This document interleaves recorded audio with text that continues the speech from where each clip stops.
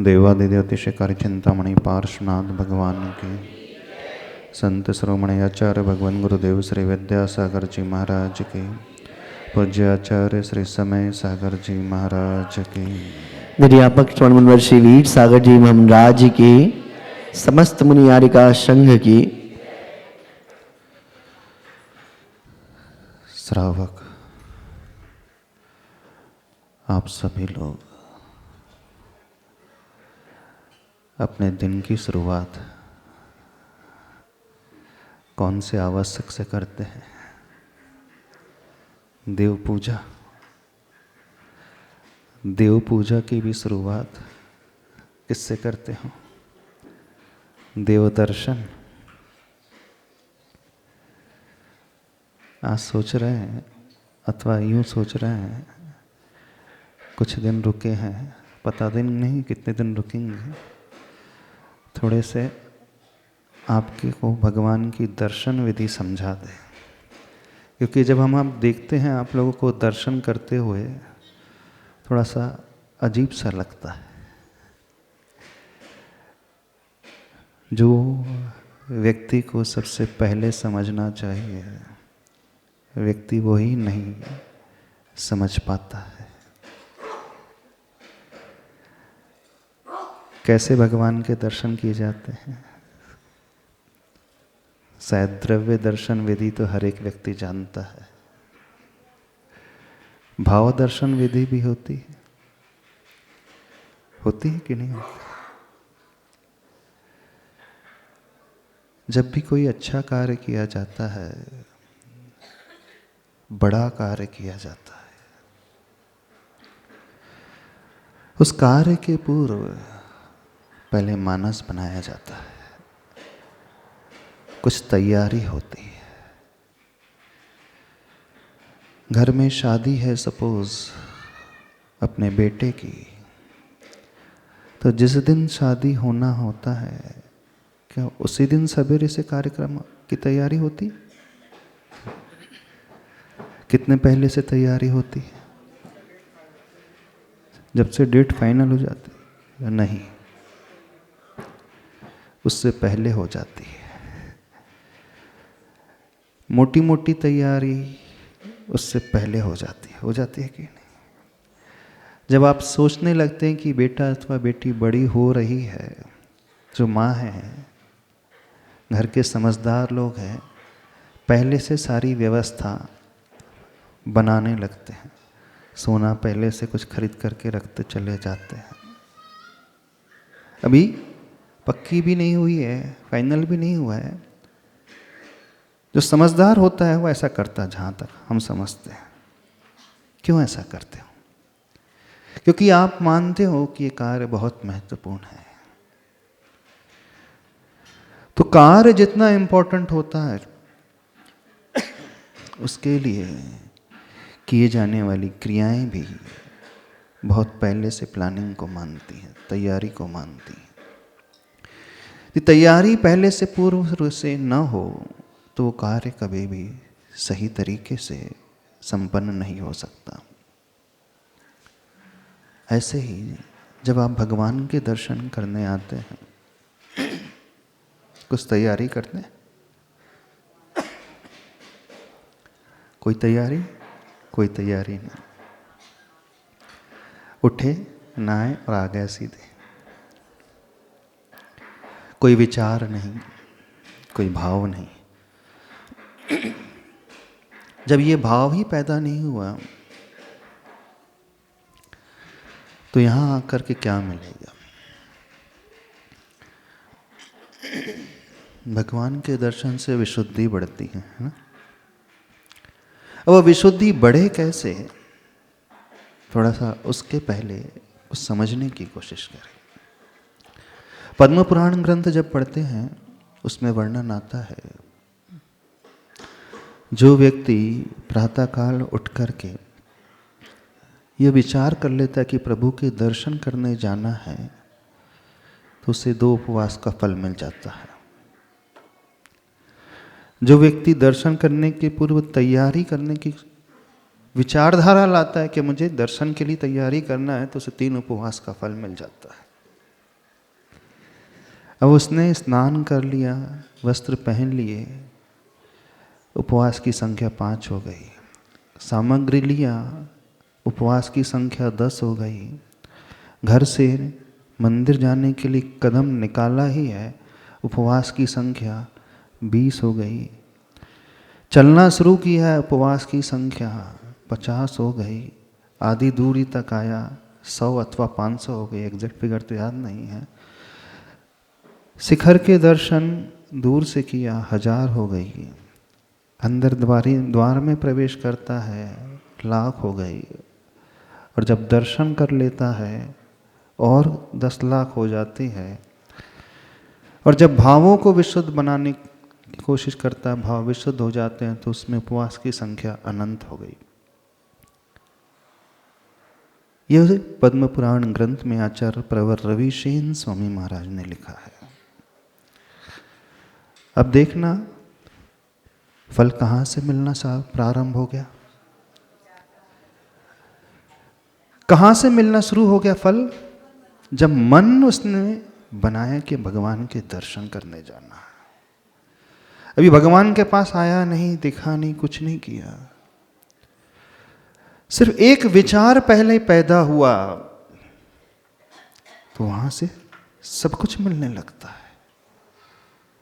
और बड़ा साइंटिफिक तरीके से उन्होंने वर्णन किया है, ऐसे ही नहीं लिख दिया।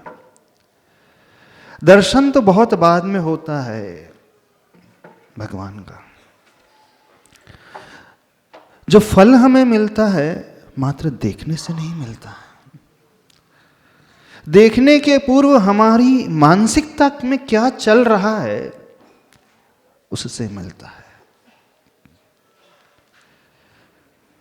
जैसी मानसिकता हमारी चलना शुरू हो जाती है, उसी के अनुरूप पुण्य का भी आश्रय होता है, और वैसे ही पाप का भी आश्रय होता है। जब घर में कोई बड़ा कार्य होता है, बड़ा फंक्शन होता है, आप बहुत पहले से प्लानिंग करने लगते हैं, सोचने लगते हैं क्या क्या करना है, किस किस को बुलाना है, कहाँ करना है, किस रूप में करना है, कितना खर्च करना है, सारी प्लानिंग शुरू हो जाती है ना। अब हमारा उपयोग उस ओर लगने लगा जो कार्य हमें करना है। कर्म सिद्धांत ये कहता है सबसे ज्यादा जो संघी पंचेंद्रिय जीव होते हैं उनका कर्म आश्रय जो होता है मन के द्वारा होता है। वचन के द्वारा जो आश्रय होता है, वचन बहुत कम कंपैरेटिवली, और काय के द्वारा जो हो रहा है, जो भी क्रिया कर रहे हैं, चाहे शुभ योग चाहे अशुभ योग हो, काय वांग मनः कर्म योग, चाहे हम शरीर के माध्यम से, वचन के माध्यम से अथवा मन के माध्यम से कर रहे हैं, तो सबसे अल्प कर्म का आश्रय होता है, बंद होता है फिजिकली, शारीरिक रूप से, और सबसे अधिक होता है मानसिक रूप से। आप सोचिए, आप दिन भर में कितने पाप कर सकते हो शारीरिक रूप से। एक कसाई दिन भर में कितने जीवों का वध कर सकता है फिजिकली। चलो उसका उदाहरण लेते हैं, बात बड़ी स्पष्ट रूप से समझ में आएगी। यदि वो किसी पशु का वध कर रहा है और वह दिन भर करे तो कितने पशु को मार सकता है? एक कसाई 1 को 2 को इतना ही मार पाएगा, उससे ज्यादा नहीं मार पाएगा। वचनों के माध्यम से कितने को मार देता है? कई हो जाएंगी, संख्या सैकड़ों हो सकती है, 1000। और मन के माध्यम से यदि उसे 1000 पशु का वध करना है तो फिजिकली कितना टाइम लगेगा? कई दिन लग जाएंगे, कई महीने लग जाएंगे। और मन में उसने विचार किया कि 1000 पशु का वध करना है तो कितना टाइम लगता है?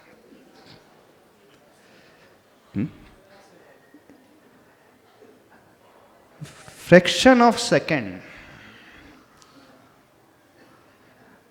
अब फ्रैक्शन ऑफ सेकंड में उसने सोच लिया इतनी हिंसा करना है।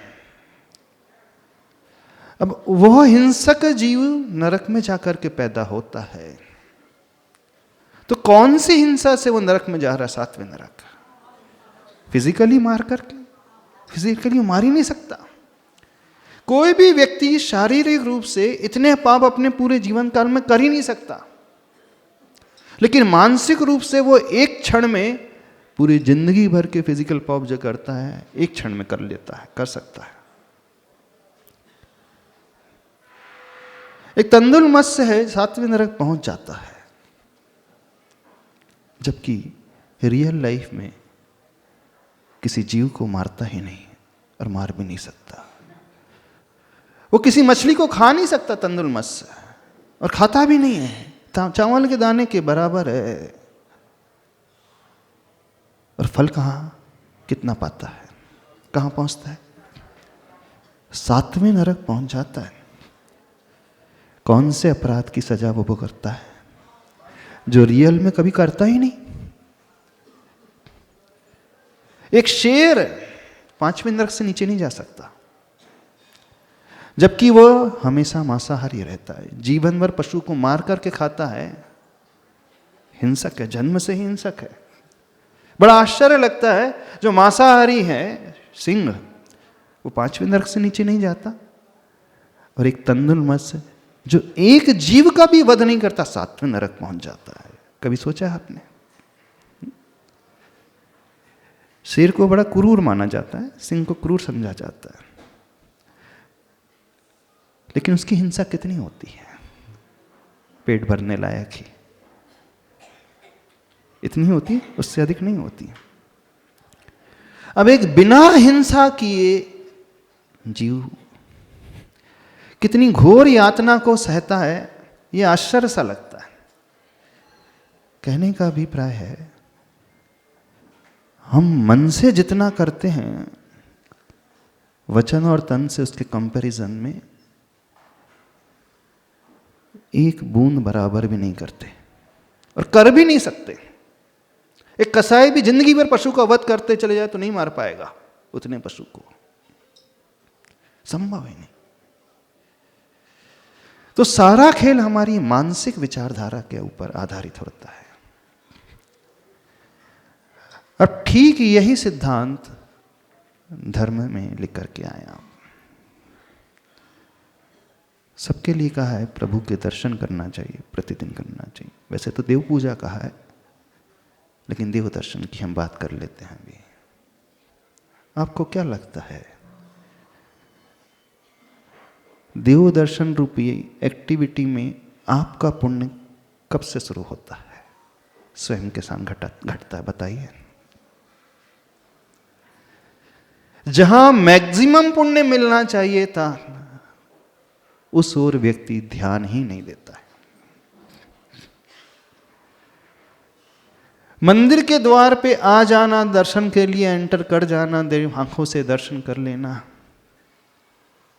उसमें कितना समय देते हैं आप लोग? पूछ रहे हैं सबसे। इन आंखों से कितनी देर भगवान को देखते हैं? हार्डली 2 मिनट, ज्यादा हो गया। 2 मिनट भी नहीं दिखता होगा कोई। 1 मिनट, वो भी अधिक हो गया। चावल चढ़ाई, मूड़ पट के चलते बने, इतना ही है। देव दर्शन की जो क्रिया हो रही है सेकंड्स में हो रही है। हाँ, कुछ विरले होते हैं जो बहुत देर तक आंख खोल करके प्रभु को निहारते रहते हैं, पर अधिकांश तो रूटीन में चलते हैं, यंत्र की भांति ऐसे चलते हैं। अब देखना, आप क्रिया बहुत अच्छी कर रहे हो देव दर्शन की, लेकिन पुण्य कितना कमा रहे हो? पुण्य तो मिलता है, पापों का क्षय भी होता है, पर कितना होता है? अल्प। लेकिन यदि वही वो अपनी प्लानिंग में बहुत पहले से विचारधारा में लेकर के आ जाए, आप जब से उठते हैं प्रातःकाल, यदि वहीं से आपने सोचना शुरू कर दिया, और आपको आने में उठने के पश्चात 2 घंटे भी लग रहे हैं, तो आपकी मानसिकता में देवदर्शन वाली बात चल रही है, विचार वो आ रहा है, तो वहीं से वो पुण्य आश्रय, वो फल मिलने लगा।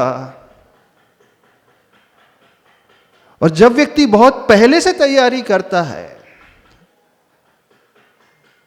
और जैसे ही वो आकर के दर्शन करता है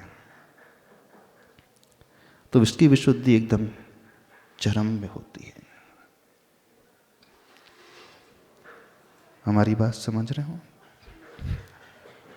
एक स्टूडेंट है, स्कूल में पढ़ता है, ठीक है, उसका रिजल्ट आता है, बहुत अच्छे मार्क्स, बहुत अच्छे परसेंटेज लेकर के आता है। परसेंटेज उसको सपोज 98 आ गए। 98% कैसे मिलते हैं उसे? परीक्षा देने से। पेपर कितने घंटे का होता है? 3 घंटे का। तो जो 3 घंटे का पेपर है, वो विद्यार्थी यह सोच ले जिस दिन फाइनल एग्जाम है सीधे मैं एग्जाम हॉल में जाऊंगा, 3 घंटे पेपर सॉल्व करके आ जाऊंगा। कितने मार्क्स मिलेंगे उसे? उसने कोई तैयारी ही नहीं की, सीधे पेपर के दिन गया और लिख करके आ गया। कितना कमाएगा वो? पास भी नहीं हो पाएगा। रिजल्ट जो आता है 3 घंटे के पेपर से आता है और रिजल्ट आ रहा है बहुत अच्छा 98%, लेकिन 98% क्या 3 घंटे में मिला उसे? देखने में तो आ रहा है कि 3 ही घंटे का उसने पेपर दिया, पर जो मेरिट में आया है वो 3 घंटे में आ गया। 350 दिन उसकी मेहनत थी और 350 दिन की मेहनत के पश्चात जब लास्ट डे उसने पेपर लिखा, 3 ही घंटे का लिखा, लेकिन वो 3 घंटे में 100% स्कोर करने में उसे पूरा वर्ष मेहनत करना पड़ता है। और आप लोग कैसे हो? बस फाइनल एग्जाम है जिस दिन, उसी दिन आओगे एग्जाम हॉल में और लिख करके चले जाओगे। फिर जब रिजल्ट आता है फेल, तो शिकायत करते हो, हम तो रोज भगवान के दर्शन करने आते हैं लेकिन कुछ लाभ ही नहीं हो रहा, कुछ हमें प्राप्ति नहीं हो रहा। जो मिलना चाहिए था, सुना था कि भगवान के दर्शन से, देव दर्शन से बहुत कुछ हो जाता है, देव पूजा से बहुत लाभ होता है, पर हमारे जीवन में तो कोई अंतर ही नजर नहीं आ रहा। होता है ना ऐसा? वे लोग ऐसे हैं, उस विद्यार्थी की भांति हैं, जिस दिन एग्जाम होती है उस दिन वो बुक खोलते हैं। कुछ स्टूडेंट होते हैं, वैसे तो कोई नहीं कि सीधे एग्जाम हॉल में जाता, हाँ वो उस दिन तो बस खोल ही लेते हैं सवेरे सवेरे, चलो आज पेपर है तो गाइड खोल करके देख ही लें, थोड़ा सा तो 2 घंटे 3 घंटे पढ़ ही लें। अब 2-3 घंटे में जितना वो होता है तो उसमें हो सकता है कोई 30% ला लेता है, कोई 40% भी ला लेता है, पर मैक्सिमम लोग उसमें पास नहीं हो पाते हैं। अब आपकी तैयारी देवदर्शन की कैसी होती है? कोई तैयारी नहीं होती। अब बिना तैयारी के आओगे, बिना प्रैक्टिस के आओगे, बिना भावनाओं के आओगे, तो आओगे दर्शन करोगे तो मिलेगा, कुछ ना कुछ तो मिलेगा, नो डाउट। उस विद्यार्थी को कुछ मार्क्स तो मिलते हैं। जो सवेरे उठ करके बुक खोलता है, एक आध प्रश्न उसे याद आ जाता है, 10, 20, 25 तो मार्क मिल ही जाते हैं, लेकिन जिंदगी में उससे जो चाहिए वो कभी नहीं मिलता है। वो कभी टॉप नहीं कर पाएगा, 100% स्कोर वो कभी नहीं कर पाएगा। घर में शादी है, जिस डेट को शादी है, आपने सोचा चलो आज घर में बेटे की शादी है, आज से शुरू करते हैं, क्या होगा? संभव नहीं। एक क्रिकेट प्लेयर है, जिस दिन मैच है उसी दिन बैट उठाए, बाकी दिन भर सोता रहे, साल भर सोता रहे, क्या होगा? एक सैनिक है, जब युद्ध लड़ने वाला है उसी समय वो शस्त्र उठा रहा है, क्या होगा? मारा जाएगा, वो प्लेयर हार जाएगा, वो विद्यार्थी फेल हो जाएगा। ऐसे ही है ना, जिंदगी में परीक्षा का समय हमेशा बहुत कम रहता है। चाहे वो स्कूल की परीक्षा हो, चाहे किसी क्रिकेट मैच की बात हो, चाहे बॉर्डर में युद्ध लड़ना हो। युद्ध रोज नहीं लड़ा जाता। कई सैनिक तो ऐसे होते होंगे जो जीवन भर युद्ध लड़ते ही नहीं होंगे और उससे पहले रिटायर हो जाते होंगे। वो युद्ध बरसों में कभी एक आध बार होता है जब सामने से अटैक होता है, लेकिन तैयारी हमेशा रखता है वो सैनिक। वो प्लेयर प्रैक्टिस हमेशा करते रहता है, वो विद्यार्थी हमेशा पढ़ते रहता है, मेहनत करते रहता है। तो जो हमेशा मेहनत करते रहता है, हमेशा तैयारी में लगे रहता है, पहले से भूमिका बनाता है, वही अपने जीवन में सक्सेसफुल होता है। लेकिन विचित्रता धर्म क्षेत्र में देखें, आपको जब देव दर्शन करने आना है तो शायद ही कुछ लोग होंगे यहाँ पर जो पहले से प्लानिंग करते होंगे, तैयारी करते होंगे, भाव बनाते होंगे, अब मुझे प्रभु के दर्शन करने जाना है, अब मुझे मंदिर जाना है। और जब तक वो भाव नहीं बनेंगे तो आपकी स्थिति उस प्लेयर की भांति होगी जो मैच के पहले ठीक बैट पकड़ना शुरू कर रहा है। उस विद्यार्थी की भांति होगी जो एग्जाम के दिन बुक खोल करके बैठा है। और मैक्सिमम लोग बिल्कुल ऐसे ही हैं, ऐसे ही है ना। अब तैयारी जितनी पहले से करी, जितनी अधिक की जाएगी, रिजल्ट उतना ही अधिक अच्छा आएगा। नहीं आएगा। कुछ विद्यार्थी ऐसे होते हैं, फाइनल एग्जाम 2 साल बाद है, लेकिन उसकी तैयारी 2 साल पहले से। नीट का एक पेपर 12th के बाद देना है, आईआईटी का, जेई का पेपर 12th के बाद देना है, लेकिन कोचिंग 10th क्लास से शुरू हो गई, हो जाती, कोटा पहुंच जाएगा वो। अभी पेपर नहीं है, 2 साल बाद है।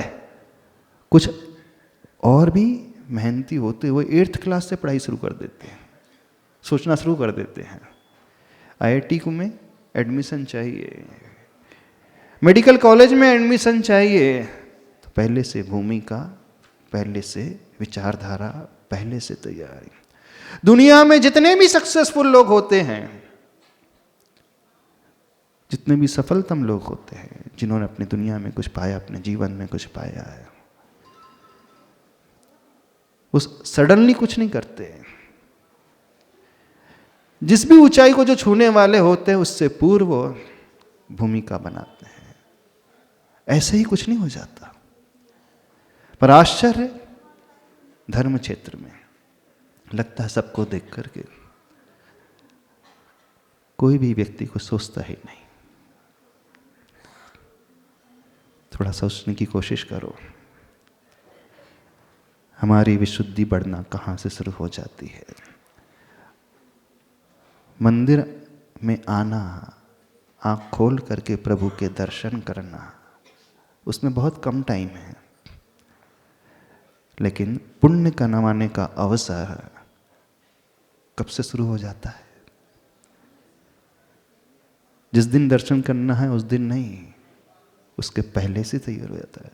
रात्रि में सोने के पूर्व ही जो व्यक्ति सोचता है प्रातःकाल उठ करके 6 बजे मुझे मंदिर पहुंचना है, धोती दुपट्टे पहले से डाल देता है वो, है ना। सूखी सामग्री को पहले से व्यवस्थित करके रख देता है। वो एक रात पहले से कर रहा है वो। अभी मंदिर नहीं आना, उसे रात में नहीं आना मंदिर, मंदिर आना कल। अब जिसने पहले से धोती डाल दी है, एक दिन पहले से सामग्री को व्यवस्थित कर रहा है, अब उसका पुण्य वहीं से शुरू हो गया। समझना, क्योंकि अब इसकी विचारधारा में क्या चल रहा है? प्रभु के दर्शन कल सवेरे करना है, प्रभु का अभिषेक कल सवेरे करना है, प्रभु की पूजन कल सवेरे इतने बजे से इतने बजे तक करना है। अब उसके मन में वही विचार आते रहेंगे मुझे कल भगवान के पास जाना है, भगवान की पूजा करना है, अभिषेक करना है, दान देना है, जो भी करना है। जब उपवास लिया जाता है, मुनि महाराज उपवास लेते हैं, तो जिस दिन आहार हो जाता है उसी दिन प्रत्याख्यान ले लेते हैं और आने वाले दिन का उपवास का संकल्प। तो जिस समय संकल्प लिया, कर्मों की नजर वहीं से शुरू। उपवास आज नहीं हो रहा है, आज तो भोजन आहार करके आए हैं। मुनि महाराज आज तो आहार करके आए हैं, बस आहार करके बैठे हैं और आचार्य भगवान के पास जाकर के कहते हैं कल का उपवास। और उपवास शुरू कब से होगा? अब आज आहार किया है तो आज तो एनर्जी रहेगी पूरी। जैसे रोज आहार किया जाता है, एनर्जी पूरी रहती है, भूख भी नहीं लगेगी, कोई शरीर में कष्ट भी नहीं होगा, कुछ नहीं होने वाला ना, डेली रहता है।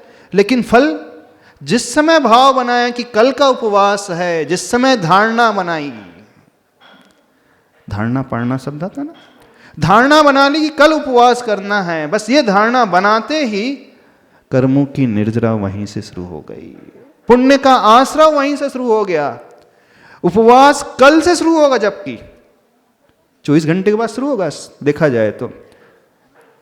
आहार का टाइम जो होता है, अब अगले दिन जब आहार का टाइम आएगा तो शरीर में वो एक्टिविटी घटित होंगी कि अब शरीर डिमांड करेगा कि अब हमारा आहार का समय हो गया है, अब आहार नहीं करेंगे, वहाँ आज आहार नहीं करेंगे। तो अब शरीर में जो भी एक्टिविटी घटित होगी, भूख लगने वाली, जो सहन करने वाली बात है, वो होगी कब से शुरू? 24 घंटे बाद, अगले दिन। लेकिन फल कब से शुरू हो गया? जिस दिन धारणा बनाई, जिस दिन संकल्प लिया। कुछ समझ रहे हो कि नहीं? धर्म करने का तरीका समझो, पुण्य कमाने का तरीका समझो, कर्मों की निर्जरा करने का तरीका समझो। आचार्य प्रभु ने ऐसे ही नहीं लिखा है। जो व्यक्ति विचार करता है कि भगवान के दर्शन करने जाना है, उपवास का फल उसे मिलने लगा। बड़ा अजीब सा लगता है, अभी कुछ कर नहीं रहा है, बस सोच रहा है। जो आसानी से हम कमा सकते हैं उसे व्यक्ति यूं ही व्यर्थ में ही छोड़ देता है। रादर सबसे ज्यादा पुण्य दर्शन में नहीं है, दर्शन के पूर्व जो भूमिका बनती है उसमें है। एक फास्ट बॉलर है, वो क्रीज पे खड़े होकर के फास्ट बॉलिंग क्यों नहीं कर देता?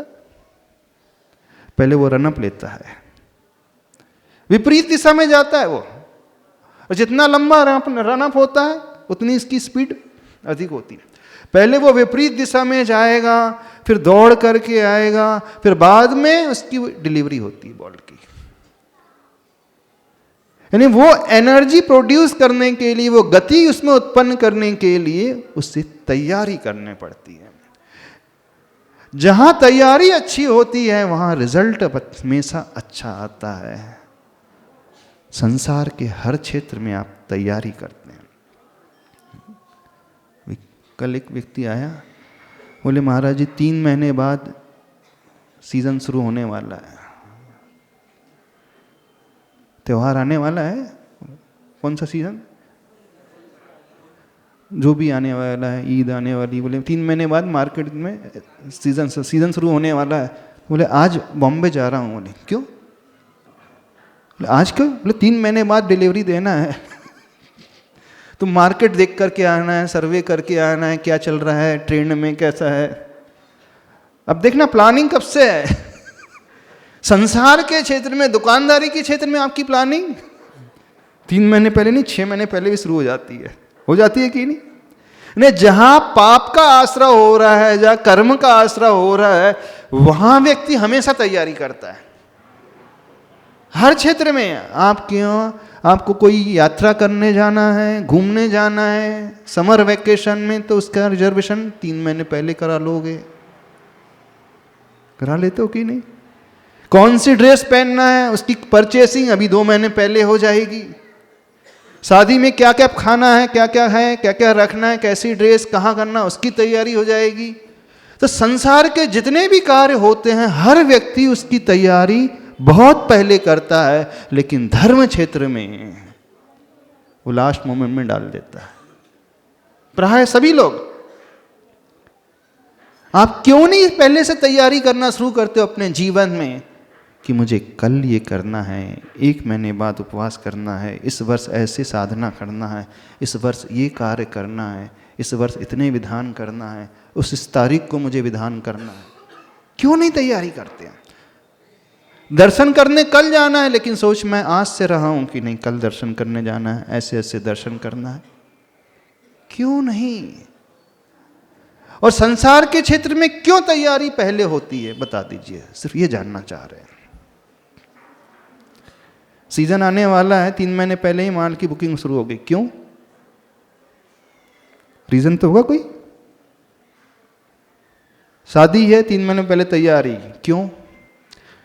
समर वेकेशन मनाने जाना है, मसूरी, मनाली, 3 महीने पहले एडवांस में बुकिंग हो गई। क्यों? कारण क्या है? सिर्फ कारण हम जानना चाहते हैं। बता सकते हो कारण?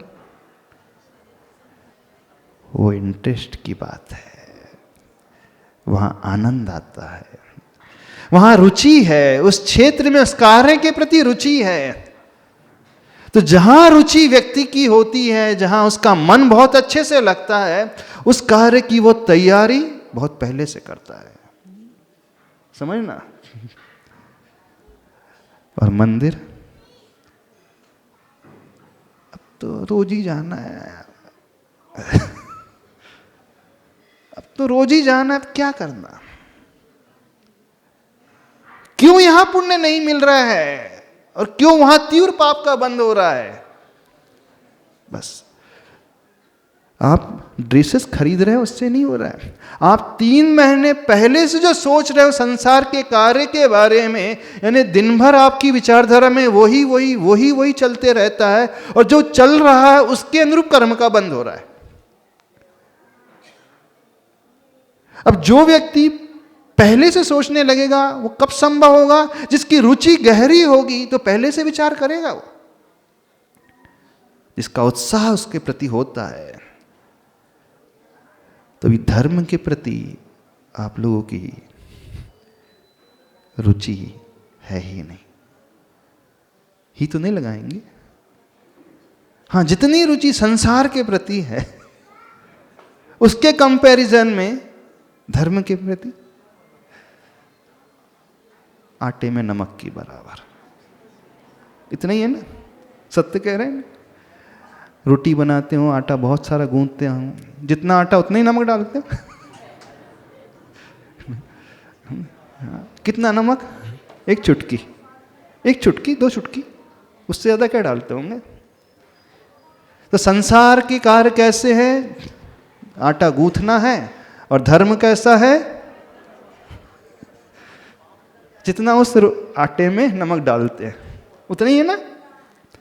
देखना, हर कार्य के प्रति क्या गजब का उत्साह रहता है। बिजनेस करना है, पैसा कमाना, सीजन का इंतजार कर रहा है तो 3 महीने पहले से। वो इन्हीं के बेटे आए थे कल, बोले बम्बई जा रहे हैं। बोले क्यों? बोले 3 महीने पहले बाद में सीजन आने वाला है तो मार्ग देखने जाना है। हमें बड़ा आश्चर्य हुआ। बोले फिर साथ में ये भी समझ में आया, क्या गजब का इंटरेस्ट है लोगों का, क्या गजब का उत्साह रहता है बिजनेस के प्रति, क्या भगवान के दर्शन के प्रति रहता है? कितनों का रहता है? बस वैसी ही प्रणाली भावों की यदि वहां पैदा होने लगे, आप सम्मेत शिखर जी 3 महीने बाद जाओगे, लेकिन सम्मेत शिखर जी की वंदना का पुण्य तो आज से ही शुरू हो जाएगा, क्योंकि आपने सोचना शुरू कर दिया है मुझे 3 महीने बाद सम्मेत शिखर जी जाना है, इतने अच्छे से दर्शन करना है, इतने भावों से करना है, ऐसा विधान करना है। भले ही नहीं करो आप आज,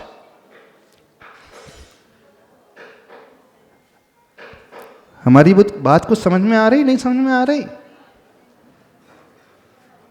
उत्साह को जागृत करना सीखो।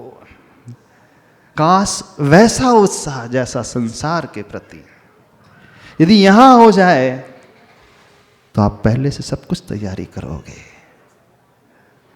तैयारी करने का उद्देश्य एकमात्र यही है कि वो फिर 3 महीने तक वही घूमता रहेगा हमारे मन में, और जो जो घूमेगा, जो जो हम सोचेंगे, उसी के अनुरूप कर्म का बंध होगा।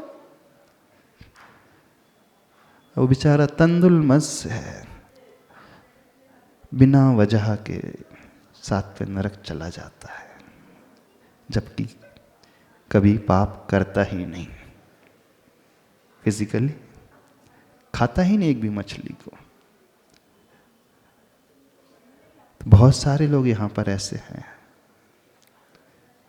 जो बहुत पाप कमा रहे हैं, बहुत पाप कमा रहे हैं, और उन पापों की सजा वो भुगतते हैं जो रियल लाइफ में कभी करते ही नहीं, कभी नहीं करते और कर भी नहीं सकते, नहीं कर सकते आप लोग। इस कारण जब एक बार नरक जाता है, शास्त्रों में वर्णन आता है 7वें नरक लगातार कितने बार जन्म हो सकता है, कितने बार? पूरे ये पहले नरक लगातार कितने बार, 7वें नरक लगातार, नरक से निकल करके 33 सागर की आयु भोग करके आएगा, यहां पे जन्म लेगा, फिर से पहुंच जाएगा। अरे कुछ पाप किया नहीं, इसके पापों की सीमा समाप्ति नहीं हो रही, उसके कष्टों की सीमा समाप्ति नहीं हो रही, कर कुछ नहीं रहा, भले ही अभी दिख रहा है कुछ नहीं कर रहा है, पर उसने मानसिकता के माध्यम से इतना ज्यादा कर लिया, इतना ज्यादा कर लिया, उस अपराध की सजा प्राय व्यक्ति भुगतते हैं जो अपने जीवन में वे कभी करते ही नहीं, और वो इसलिए भुगतते हैं कि उन्होंने अभी तक उसको समझा ही नहीं कि हम कर क्या रहे हैं। तो समझो जीवन में आप सभी लोग, आप भी उन तंदुलमस की भांति कहीं ना हो जाए। संसार के हर कार्यों में आप बहुत सोचते हो, बहुत समय देते हो, बहुत पहले से तैयारी। आचार्य भगवान कहते हैं बस वैसी ही तैयारी यहाँ करें। दर्शन की क्रिया बहुत अल्प समय की है, अल्प समय की क्रिया में आप ज़्यादा पुण्य नहीं कमा पाओगे, लेकिन अल्प समय की क्रिया के पूर्व जो भूमिका बनती है, सारा खेल उसका है, सारा पुण्य कमाने का अवसर वो है, और उसे व्यक्ति भूल जाता है। हम नहीं करें कि आप दुकानदारी ना करें, घर गृहस्थी ना चलाए, लेकिन सोचना तो शुरू करें, मुझे मंदिर भी जाना है, ये करना है, कैसे करना है, वैसे करना। ये सोच यदि हमारी शुरू हो जाती है, हम 5 ही मिनट मंदिर में देंगे, 10 ही मिनट देंगे, आधा घंटा ही देंगे, लेकिन बेनिफिट कई दिनों का हो जाएगा। रहस्य को पकड़ना सीखो जीवन में।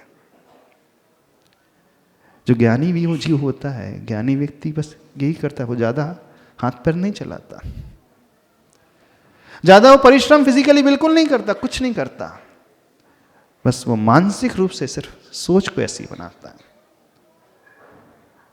और सारा खेल इसी का है, कुछ नहीं करना हमें, क्योंकि हर व्यक्ति कर तो वही रहा है।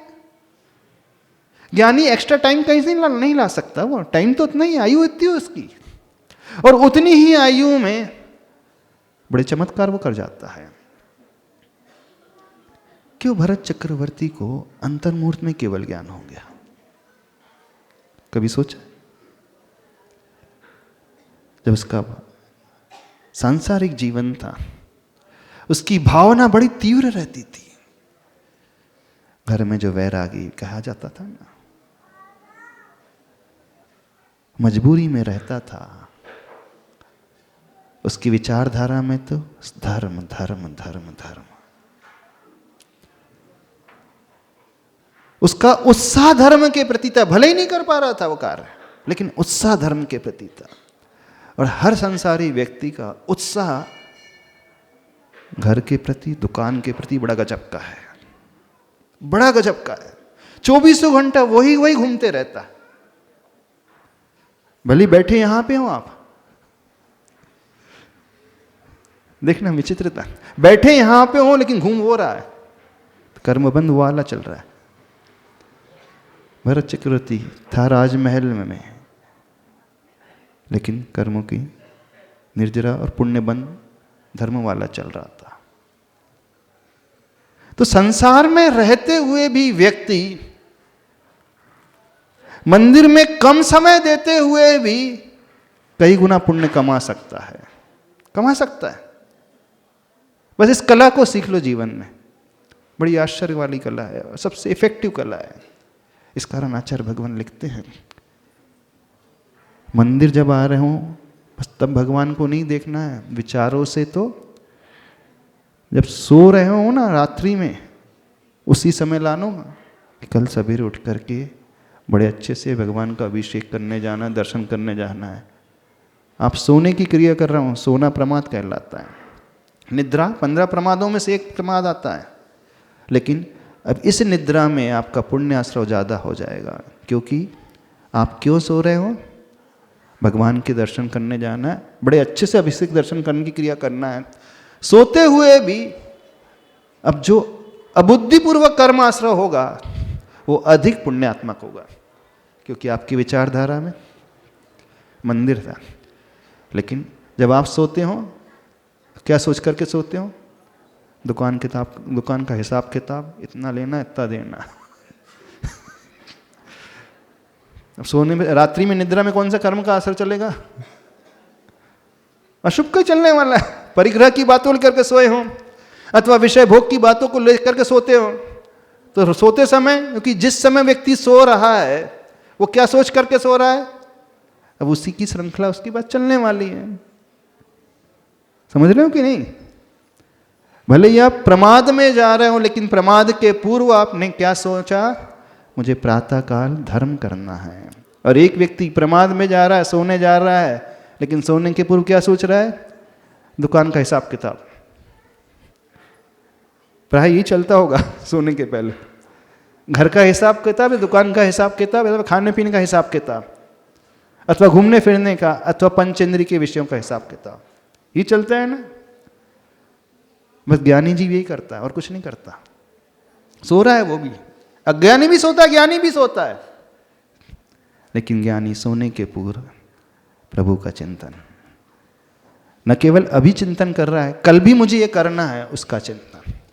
तो वर्तमान प्लस भविष्य में मुझे ये करना है, इसी विचारधारा से प्रमादी होते हुए भी पुण्य कमा रहा है। रहस्य पकड़ो, इसी से हमारा कल्याण होता है, क्योंकि हमारे पास ज़्यादा समय नहीं है। हम फिजिकली ज़्यादा पुण्य कर ही नहीं सकते, धर्म के कार्य ज़्यादा कर ही नहीं सकते, कोई नहीं कर सकता, संभव ही नहीं है। पर मानसिक रूप से तो बहुत कुछ कर सकते हो। समय हो गया, आती हो ज़्यादा ही हो गया आज तो। क्या करोगे आप? दर्शन तो बाद में करना, दर्शन करना हम सिखाएंगे कैसे करते हैं, भाव दर्शन। पहले दर्शन के पूर्व की तैयारी जीवन में करना सीखो। न केवल दर्शन, अभिषेक के पूर्व की तैयारी, पूजा के पूर्व की तैयारी, व्रत के पूर्व की तैयारी, चौके के पूर्व की तैयारी ना, इसमें सबसे ज़्यादा पुण्य कमाती महिलाएं लोग। चौका कल लगाना है, लेकिन एक हफ्ते पहले से सोच रहे हैं चौका लगाना, तो उसमें पुण्य आश्रय हो रहा है आप लोगों का। इसमें महिलाओं का सबसे ज़्यादा पुण्य मिलता है। एक हफ्ते बाद है, डेट ले ली, बोले एक हफ्ते बाद से चौका शुरू करना है, लेकिन आज से ही क्या क्या बनाना है, क्या क्या बनाना है, कैसे कैसे बनाना है ना। तो वो आटा भी पीस रही है तो भी पुण्य कमा रही है, दाल भी छान रही है, पुण्य कमा रही हैं। क्यों? अतिथि संविभाग व्रत करना है। तो इस कारण घर में रहते हुए, गृहस्थी का कार्य करते हुए उनका पुण्य आश्रय चलते रहता है। इसलिए व्रति की असंख्यात गुणी निर्जरा खाते पीते सोते हुए भी हमेशा होते रहती है। बस इस कला को थोड़ा सा समझ लें। अभी इतना ही रखते हैं। बोले देवादिदेव पार्श्वनाथ भगवान।